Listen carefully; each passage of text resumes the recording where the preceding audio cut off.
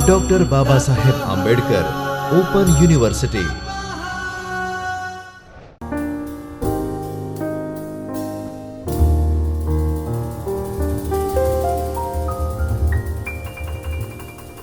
नमस्कार, मैं डॉक्टर वनमाला Baviskar doctor Baba Saheb Ambedkar open university के चैतन्य स्टूडियो में आप सभी का हार्दिक स्वागत करती हूँ। आज हम बीए द्वितीय वर्ष के प्रश्न पत्र 3 के अंतर्गत खंड 2 की चौथी इकाई कबीर का काव्य इस संदर्भ में चर्चा करेंगे। इस इकाई को पढ़ने के बाद आप कबीर का जीवन और उनकी रचनाओं के बारे में बता सकेंगे। कबीर काव्य में व्यक्त ज्ञान पक्ष की व्याख्या कर सकेंगे। कबीर काव्य में सामाजिक पक्ष की विशेषता बता सकेंगे। कबीर की भक्ति भावना का वर्णन कर सकेंगे। कबीर के रहस्यवाद की व्याख्या कर सकेंगे। कबीर के काव्य की भाषा और शिल्प पक्ष की विशेषताओं का उल्लेख कर सकेंगे। कबीर काव्य के महत्व और प्रासंगिकता का वर्णन कर सकेंगे और कबीर काव्य के पठित अंशों की व्याख्या कर सकेंगे। मित्रों, संत कबीरदास, अब हम सभी जानते हैं कि उनकी जो कबीरदास की वाणी है उससे भी हम परिचित हैं। आज हम जो है कबीर का अध्ययन करने वाले हैं, तो सबसे पहले हम कबीर का जीवन परिचय जान लेते हैं। उनके व्यक्तित्व पर हम एक नज़र डाल लेते हैं। कबीरदास जी भक्ति काल के ज्ञानाश्रय शाखा के प्रमुख संत कवि है। जैसे कि हमने पिछली कक्षा में बात की थी कि भक्ति काल की जो शाखा है उसकी प्रमुख शाखा जो है सगुण और निर्गुण काव्यधारा के अंतर्गत, निर्गुण काव्यधारा के अंतर्गत जो है ज्ञानाश्रयी शाखा के प्रमुख कवि जो है संत कवि कबीरदास जी है। हिंदी साहित्य में कबीर का व्यक्तित्व अनुपम है। कबीर की उत्पत्ति के संबंध में अनेक किंवदंतियाँ हैं, अनेक धारणाएं हैं। पीताम्बरदास बड़वाल के अनुसार कबीर का जन्म संवत 1456 में हुआ था। कहा जाता है कि ब्राह्मणी ने कबीर को जन्म दिया, किंतु उनका लालन पालन एक जुलाहा दंपति ने किया। ऐसा भी माना जाता है कि वह जो है एक तालाब में कमल के रूप में अवतरित हुए थे। तो ऐसे कबीर जो है पढ़े लिखे नहीं थे। वह अपने स्वयं जो है कहते हैं कि मसी कागज छुयो नहीं, कलम गही नहीं हाथ, चारिक जुग को महात्म मुख ही जनाई बात। जो भी उन्होंने लिखा अपने अनुभव से प्राप्त करके लिखा, और जो उनकी वाणी थी वह जो है गाते थे, वही सुना हुआ है। उनके जो शिष्य है उन्होंने उनको रचा। तो तू कहता कागज की लेखी, मैं कहता आखन की देखी, मैं कहता सुर झावन हारी, तू राख्यो उर्झाई रे। तो वे कहते हैं कि मैं कागज की जो ज्ञान है, जो शास्त्रों से जो ज्ञान प्राप्त होता है उनका वे खंडन करते हैं। उन्होंने खुद भी जो है ज्ञानी नहीं थे, पढ़े लिखे ही लोग ज्ञानी नहीं कहे जाते। कबीरदास भी जो थे वह बहुत बड़े ज्ञानी थे, लेकिन उनका जो ज्ञान था वह अनुभव से उन्हें प्राप्त हुआ था। तो वह उन्होंने लिखा नहीं था, वो पढ़ना लिखना नहीं जानते थे। तो आप कहेंगे कि अगर पढ़ना लिखना नहीं जानते थे तो किस प्रकार उन्होंने काव्य की रचना की। उनकी जो काव्य रचना है मौखिक है, लिखित रूप में उनके जो शिष्य थे, उनके जो आगे चलकर अनुयायी हुए, उन्होंने उनकी जो है ग्रंथ, उन्होंने जो भी बोला था वह ग्रंथ के रूप में प्रकाशित किया। कबीर हिंदू मुस्लिम एकता के पक्षधर थे। जैसे हमने भक्ति काल में बात की, भक्ति काल की जब हम चर्चा कर रहे थे तो भक्ति काल में किस प्रकार से समाज में दूषण फैले हुए थे, किस प्रकार की कौन कौन सी समस्याएं फैली हुई थी जिसके कारण भक्ति आंदोलन हुआ। ऐसे में कबीर का जो उद्भव हुआ तो बहुत ही उपयुक्त था उस समय। कबीर हिंदू मुस्लिम एकता के पक्षधर थे। उस समय जो है हिंदू मुस्लिम में बहुत सारे मतभेद थे। उनका पालन पोषण जो है कबीर का एक मुस्लिम परिवार में हुआ था। उन्होंने अपना गुरु रामानंद को माना है। भले ही हिंदू स्त्री ने जन्म दिया हो कबीर को, लेकिन उन्होंने जो है मुस्लिम परिवार में उनका पालन पोषण हुआ था, तो दोनों ही धर्मों से वे अवगत थे। और रामानंद उनके गुरु थे। जब कहा जाता है कि स्नान करने के लिए जब रामानंद जा रहे थे, एक कुंड में, तो सीढ़ियों पर कबीर जी सोए हुए थे और उन पर उनका पैर पड़ते ही कबीर जी राम बोले और इस प्रकार जो है तब से ही रामानंद ने उन्हें शिष्य बना लिया था। तो आरंभ से ही उन्होंने हिंदू मुसलमानों के बीच सामान्य मानव धर्म का प्रचार किया। वह दोनों धर्म को नहीं मानते थे, हिंदू धर्म और मुस्लिम धर्म को, दोनों से ऊपर जो है मानवता का धर्म है, मनुष्य धर्म है। तो उन्होंने अंधविश्वासों और रूढ़ियों का भी विरोध किया। एक विश्वास किया जाता है, ऐसा माना जाता है कि काशी में मरने से स्वर्ग मिलता है, ऐसा सब मानते हैं, और मगहर में जो भी जिसकी मृत्यु होती है उसे नरक मिलता है। तो कबीरदास इस अंधविश्वास को तोड़ने के लिए, व्याप्त रूढ़ी को, पूर्वाग्रह को तोड़ने के लिए अंत समय मगहर में चले गए और वहाँ उनकी मृत्यु हुई। श्याम सुंदर दास व शुक्ल जी के अनुसार उनकी मृत्यु जो है संवत 1575 अर्थात 1518 ईस्वी सन मानते हैं, जबकि डॉक्टर पीताम्बर दास बड़वाल सन 1448 ईस्वी सन मानते हैं। तो इस तरह से जन्म और मृत्यु को लेकर भी काफ़ी मतभेद है। अब हम कबीरदास कृतित्व की बात करेंगे। उनकी रचनाएं जो है 3 खंडों में विभक्त है, रमैनी, साखी और शबद। रमैनी में जगत और साखी में जीव और शबद में ब्रह्म संबंधी विचार उन्होंने व्यक्त किए हैं। रमैनी शब्द का अर्थ है संसार में जीवों के रमन का विवेचन। साखी शब्द संस्कृत के साक्षी से आया है जिसका अर्थ है गवाह, और साखी में संत कबीर ने उन तथ्यों का वर्णन किया है जिसका अपने जीवन में उन्होंने अनुभव किया था, साक्षात्कार किया था। शबद का प्रयोग 2 अर्थ में किया जाता है, एक तो परम तत्व के अर्थों में और दूसरा पद के अर्थ में। रमैनी संत कबीर द्वारा गाया गया काव्य रूप है। इसमें चौपाई 2 छंदों का प्रयोग किया गया है। रमैनी कबीर साहब की सैद्धांतिक रचनाएं हैं। इसमें परम तत्व, राम भक्ति, जगत और ब्रह्म इत्यादि के बारे में विस्तार पूर्वक विचार किया है। रमैनी में जगत के प्रति जो है ब्रह्म इत्यादि के प्रति उन्होंने बहुत ही विस्तार से चर्चा की। कबीर के काव्य की सामान्य विशेषताओं पर अब हम नजर डालें। निर्गुण ईश्वर, वह अपने भगवान को निर्गुण निराकार मानते थे। अवतारवाद का खंडन किया उन्होंने, किसी भी अवतार को उन्होंने जो है राम रूप में या कृष्ण रूप में नहीं माना है। उनके जो कबीर के जो राम थे वह दशरथ सूत नहीं थे, उनके जो राम थे वह निर्गुण निराकार थे। उन्होंने सद्गुरु को महत्व दिया, गुरु को महत्व दिया। गुरु को जो है वह परमात्मा से भी ऊपर मानते थे, भगवान से भी ऊपर का दर्जा उन्होंने गुरु को दिया है। उन्होंने हमेशा सामाजिक चेतना, सामाजिक जागृति फैलाने का प्रयत्न किया। अपने काव्य के माध्यम से उन्होंने जो बोलचाल की उनकी भाषा थी, उस भाषा के माध्यम से जो लोगों में व्याप्त जो अंधविश्वास थे उन्हें दूर करने का प्रयत्न किया। जो मतभेद थे वह उन्हें दूर करने का महत्व जो है प्रयत्न किया। और उस समय जो भी समस्या व्याप्त थी, चाहे वो कोई सामाजिक हो, धार्मिक हो, राजनीतिक हो या कोई मानसिक समस्या हो, उससे भी जो है कबीर के काव्य से जो है जागरूकता फैली। रहस्यवाद का भी प्रमुख विशेषता कही जा सकती है। रहस्यवाद, कबीर जो है अपने राम को, अपने परमात्मा को इस सृष्टि के घट घट में मानते हैं। कण कण में राम जो है, भगवान जो है समाये हुए हैं, वह ऐसा मानते हैं।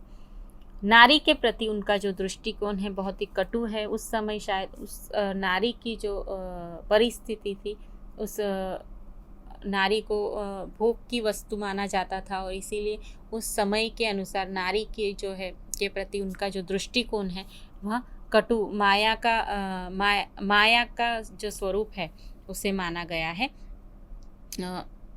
नारी के प्रति उनका जो दृष्टिकोण है वह भी एक विशेषता है कबीर की। बाह्य आडंबरों का विरोध किया है। पूजा पाठ, धर्म, जो भी बड़े बड़े अनुष्ठान होते हैं, भगवान की पूजा के लिए बहुत सारा खर्च होता है, आज भी हम देखते हैं। इन सारे बाह्य आडंबरों का जो है विरोध कबीर के काव्य में हमें दिखाई पड़ता है। जाति पाति का भी विरोध उन्होंने किया है। भेदभाव से मुक्ति करने, जाति पाति से मुक्त समाज की उन्होंने कल्पना की है। अब हम कबीर के काव्य का ज्ञान पक्ष। कबीरदास का लालन पालन जैसे कि हमने पहले बताया कि जुलाहे गरीब जुलाहा दंपत्ति ने किया। सामाजिक दृष्टि से जुलाहा भारतीय समाज में निम्न समझा जाता है। कबीर का संवेदनशील मन इस भेदभाव को स्वीकार करने के लिए कभी तैयार नहीं हुआ। कबीर का संवेदनशील मन इस भेदभाव को स्वीकार करने के लिए नहीं तैयार था और इसीलिए उन्होंने जो है अपने काव्य में इस बात को रखा। कबीर गरीब होने के कारण उन्हें शिक्षा प्राप्त करने का भी अवसर नहीं मिला, लेकिन जीवन के अनुभवों ने उन्हें यह जरूर सिखा दिया कि केवल शास्त्र प्रधान मनुष्य, शिक्षा प्राप्त किया हुआ मनुष्य जो है, शिक्षित मनुष्य ही महान नहीं होता। शिक्षा ही मनुष्य को जो है महान नहीं बनाती। शास्त्रों का अध्ययन करने वाले पंडित लोग गरीबों की इतनी घृणा और नफरत क्यों करते हैं? कबीर जब उस वक्त जो था, समाज जो था वह शिक्षित लोगों का ही सम्मान किया करते थे, जो जिन्हें शिक्षा नहीं मिलती थी, किसी कारणवश वो शिक्षा नहीं प्राप्त करते थे। तो इस प्रकार के जो लोग थे उनसे घृणा की जाती थी। कबीर को जो समाज मिला था वह आदर्श समाज नहीं था। उनसे उस समाज में कई भेदभाव व्याप्त थे। तो ऐसे समाज में कबीर ने ऐसे सत्य का प्रचार किया कि जो है ज्ञान जो है सिर्फ शास्त्रों से नहीं मिलता, अनुभवों से भी ज्ञान मिलता है। तो जिसमें भेदभाव न हो, ऊंच नीच की भावना न हो, धर्म, जाति और वर्ण को लेकर आपस में घृणा न हो, ऐसे समाज को उन्होंने स्थापित करने का प्रयत्न किया। कबीर काव्य का सामाजिक पक्ष। कबीरदास अत्यंत जागरूक व्यक्ति थे। वह अपनी आंखें और बुद्धि दोनों खुली रखते थे। जब सारा संसार केवल भोग में लिप्त था और सुख की नींद सो रहा था, तब कबीर इस संसार की हालत को लेकर दुखी और बेचैन रहते थे। कबीर ने कहा, सुखिया सब संसार है, खावे और सोवे, दुखिया दास कबीर है, जागे और रोवे। जो समाज में जो पीड़ा थी, सामान्य लोगों की जो समस्याएं थी, वह बड़े बड़े राजाओं या जो भी प्रतिष्ठावान लोगों को दिखाई नहीं पड़ती थी, लेकिन सामान्य गरीब कबीर संत, उनको जो है इस जगत की चिंता थी। वे इस समस्याओं को उजागर कर रहे थे। किसी भी दृष्टि से कबीर को यह आदर्श समाज, उनका जो समाज है, आदर्श नहीं लगा। उन्होंने समाज में व्याप्त कुरीतियों और अंधविश्वासों को दृढ़तापूर्वक उनका विरोध किया। इसके लिए उन्होंने गुण दार्शनिक तर्क प्रस्तुत नहीं किए। उन्होंने सहज विवेक बुद्धि से उत्पन्न तर्कों से ही उनका खंडन किया और वे अपनी बात इस प्रकार संप्रेषित करते थे कि लोगों को लगे कि वह उनकी बात कर रहे हैं। और जिस तरह से देखिए इनकी 4 लाइनें, जाति न पूछो साधु की, पूछ लीजिए ज्ञान, मोल करो तलवार का, पड़ा रहन दो म्यान। तो इस तरह से जाति जो है वह गौण है। मनुष्य जो है किस जाति का है यह महत्व नहीं है, उससे कितना ज्ञान है, वह कितना जानता है, वह कितना अनुभवी है, यह महत्व रखता है। तो इस तरह से हम जब तलवार को जो है म्यान में रखते हैं तो म्यान का कोई महत्व जिस प्रकार नहीं होता है, तलवार का महत्व होता है। उसी तरह जो है साधु की जाति जो है नहीं पूछनी चाहिए, उसका ज्ञान ही महत्वपूर्ण होता है। कबीर ने जिस तीखे ढंग से हिंदुओं के आडंबरों पर चोट की है, वैसी ही चोट उन्होंने मुसलमान पर भी की है। वह एक धर्म के पक्षधर नहीं थे, दोनों ही धर्म के लोगों को समान फटकार लगाते। काकर पत्थर जोरी के मस्जिद लई चुनाए, ताचड़ी मुल्ला बाग देख क्या बहरा हुआ खुदाए। वे कहते हैं कि कंकर पत्थर जोड़ के उन्होंने मस्जिद तो बना ली और अब उस पर जो है अजान जब होती है तो वह अजान का क्यों बजाते हैं, क्या खुदा बहरा हो गया है? तो इसका खंडन करते हैं कबीर। वे कहते हैं मुसलमान दिन भर रोज़ा रखते हैं और रात को पशु हत्या करते हैं, उसका एक तो बंदगी है और दूसरी तरफ वे हिंसा करते हैं। इससे ईश्वर कैसे प्रसन्न होगा? जो मुक प्राणी है उसके जो उसकी हिंसा करके ईश्वर कैसे प्रसन्न रह सकता है, यह सवाल उन्होंने उठाया है। उन्होंने समन्वय की भावना व्यक्त की है। उन्होंने हिंदुओं की जो है मंदिरों में जाकर पूजते हैं भगवान को, काशी में जाकर ढूंढते हैं, तो वे कहते हैं कि भगवान जो है मंदिरों में या किसी धर्म स्थल पर नहीं है, भगवान जो है हमारे भीतर ही है। जो आटा आप पीसते हो, उस चक्की को की पूजा करो, वह भी पत्थर की है, और भगवान की मूर्ति जो है वह भी पत्थर की है। तो भगवान जो कबीर जी जो है हिंदू और मुस्लिम दोनों का ही बहुत ही दोनों ही धर्मों के लोगों को फटकार लगाई है। समन्वय की भावना।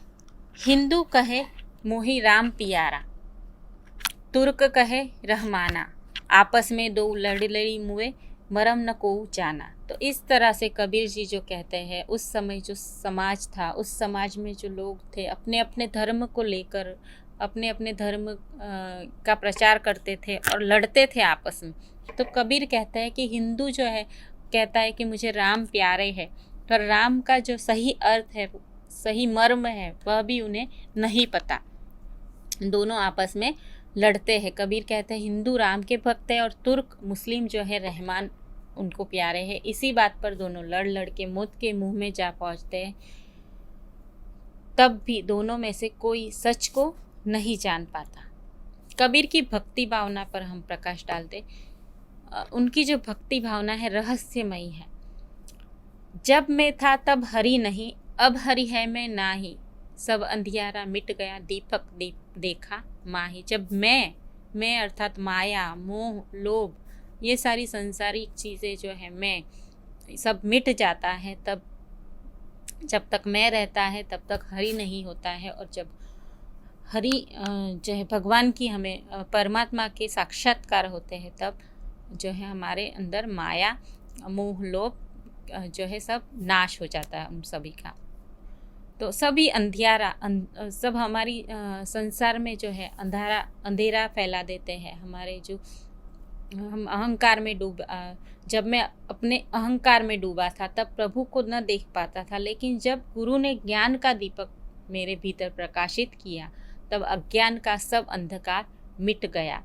ज्ञान की ज्योति से अहंकार जाता रहा और ज्ञान के आलोक में प्रभु को पाया। तो इस तरह से कबीर जी जो है ज्ञान को महत्व देते हैं। कबीर के राम की हमने पहले बात की, तो कबीर की कविताओं में निरूपित यह सर्वव्यापी अगोचर परम तत्व ही सृष्टि का करता है। वे कहते हैं कि उनके जो राम है निर्गुण राम, कृपालु है, भक्तों के लिए करुणाधीन निधान है, दुख भंजन है और प्रतिपालक है। तो इस तरह से परमात्मा को ही कबीर ने जो है कुंभकार माना है। सृष्टि का जो है सृष्टि बनाने वाला जो है वह परमात्मा ही है। अब कबीर जी जो कहते हैं कि कस्तूरी कुंडल में बसे मृग ढूंढे बन माही, जो घट घट है राम दुनिया देखे नाही। जिस तरह से मृग जो है, हिरन जो है कस्तूरी को ढूंढने में पूरे जंगल को भागता फिरता है, पूरे वन में भटकता फिरता है, लेकिन उसके जो है नाभि में ही कस्तूरी है। उसकी सुगंधि से वह इधर उधर भागा फिरता है, उसका भ्रम है। तो इसी प्रकार हम भी भ्रम में जी रहे हैं। इस संसार के घट घट में हमारे अंदर ही राम बसे हुए हैं, लेकिन हम उसे जान नहीं पाते हैं। कबीर कूता राम का मुतिया मेरा नाव, गले राम की जेवड़ी चित खींचे तित जाऊं। इस तरह से कबीर जो है राम का जो है अपने आप को दास मानते हैं। कबीर जो है कबीर बोलते हैं कि जिस तरह से राम जो है माला फेरत जुग भया, फिरा न मन का फेर, कर का मन का डार दे, मन का फेर। तो उन्होंने कहा है कि सच्ची जो भक्ति है वह क्या है। लोग जो है माला फेरते हैं और उनका ध्यान कहीं और होता है। तो इस तरह से माला जो है माले के जो मन के फेरने से अच्छा है कि कर का मन का जो मन के भीतर जो मन का है उसे फेरना चाहिए। कोई लंबे समय तक हाथ में लेकर मोती की माला को लेकर घूमता है पर उसके मन का भाव नहीं बदलता, वह माला जपते रहता है, उसके मन में भाव जो है कई कुछ और होते हैं, उसके मन की हलचल शांत नहीं होती। कबीर ऐसे व्यक्ति को सलाह देते हैं कि हाथ की इस माला को फेरना बंद करे और मन की माला को फेरे। कबीर के दोहे गुरु जो दोहों पर हम नज़र डालते हैं तो गुरु का महत्व हमें दिखाई पड़ता है। उन्होंने, जैसे मैंने पहले भी बात की कि कबीर की भक्ति भावना, कबीर गुरु की भक्ति पहले करते हैं, ईश्वर की भक्ति के पहले। वे कहते हैं, गुरु गोविंद दू खड़े काके लागू पाए, बलिहारी गुरु आपने गोविंद दियो दिखाए। बहुत ही प्रचलित दोहा है ये। कबीरदास जी जब हमारे सामने गुरु और ईश्वर दोनों एक साथ खड़े हैं तो आप किसके चरण स्पर्श करेंगे, ऐसा पूछते हैं। गुरु ने अपने ज्ञान के द्वारा हमें ईश्वर से मिलाने का रास्ता बताया है, इसीलिए गुरु की महिमा जो है ईश्वर से भी ऊपर है, अतः हमें गुरु की ही चरण स्पर्श करना चाहिए। कबीर के काव्य में प्रेम तत्व, कबीरदास ने नारद द्वारा प्रस्तुत भक्ति के सूत्र को पूरी तरह जैसे आत्मसात कर लिया था। उन्होंने भक्ति का इसके सिवा कोई अर्थ ग्रहण नहीं किया कि भक्ति का अर्थ है प्रेम, इच्छा रहित प्रेम, पूर्ण आत्मसमर्पण। वे कबीरदास को इस प्रेम तत्व का परिचय सद्गुरु से मिला था। कबीर कहते हैं, प्रेम का बादल मुझ पर इतना बरसा कि उसके कारण मेरी आत्मा तक सराबोर हो गई और ब्रह्म सृष्टि सारी रसमयी बन गई। यह प्रेम न खेती नीपजे, प्रेम न हाट बिकाए, राजा प्रजा जिस रुचे सिर दे सो रह जाए, ऐसा कबीर जी कहते हैं। तो कबीर का मानना है कि प्रेम जो है वह सबसे ऊपर है, प्रेम का बहुत ही महत्व है।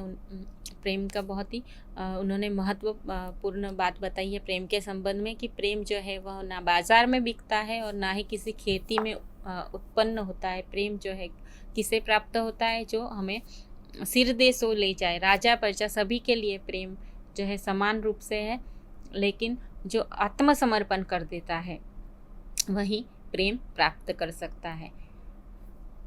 उसे अपना यह प्रेम न तो खेत में उगता है, न ही बाजार में बिकता है, उसे राजा भी प्राप्त कर सकता है और प्रजा भी। शर्त सिर्फ इतनी है कि उसे अपना सिर सौंपना होता है। सिर सौंपना अर्थात पूरी तरह आत्मसमर्पण कर देना।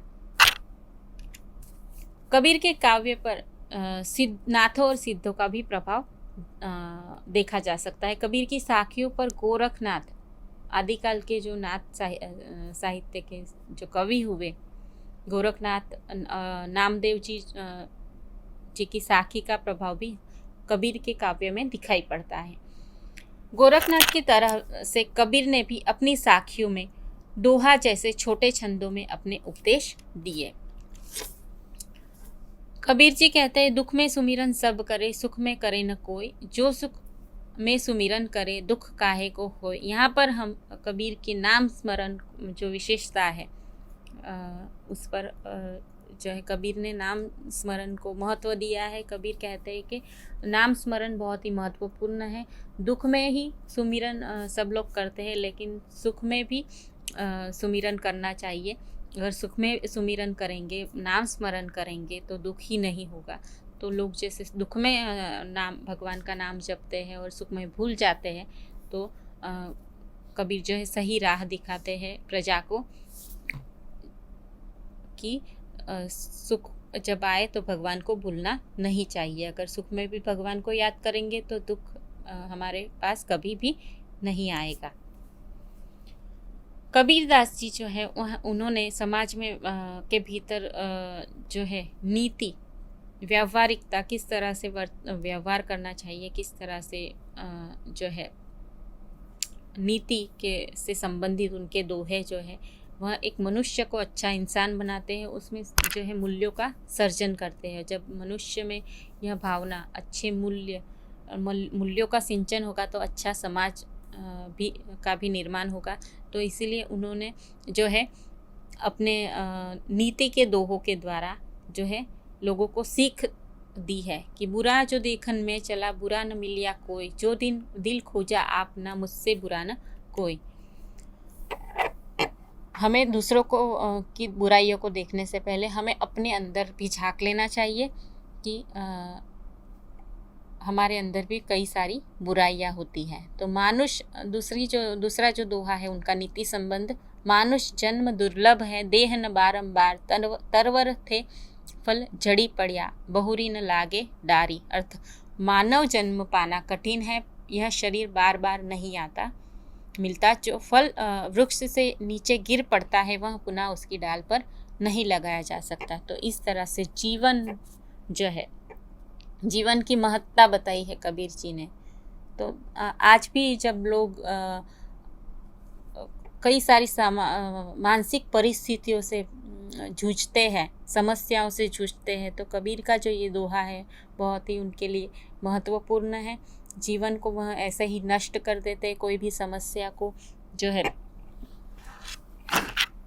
अपने पर हावी होने देते हैं और उस समस्या का एक ही निराकरण समझते हैं, जीवन को वह समाप्त कर देते। तो ऐसे में कबीरदास जी कहते हैं कि जीवन जो है बार बार नहीं मिलता है, इसीलिए जीवन का सही उपयोग करना चाहिए। जिस कार्य के लिए भगवान ने आपको भेजा है उसे पूर्ण करके ही भगवान आपको बुलाएगा। तो हमें जो है जीवन को ऐसे ही समाप्त नहीं करना चाहिए।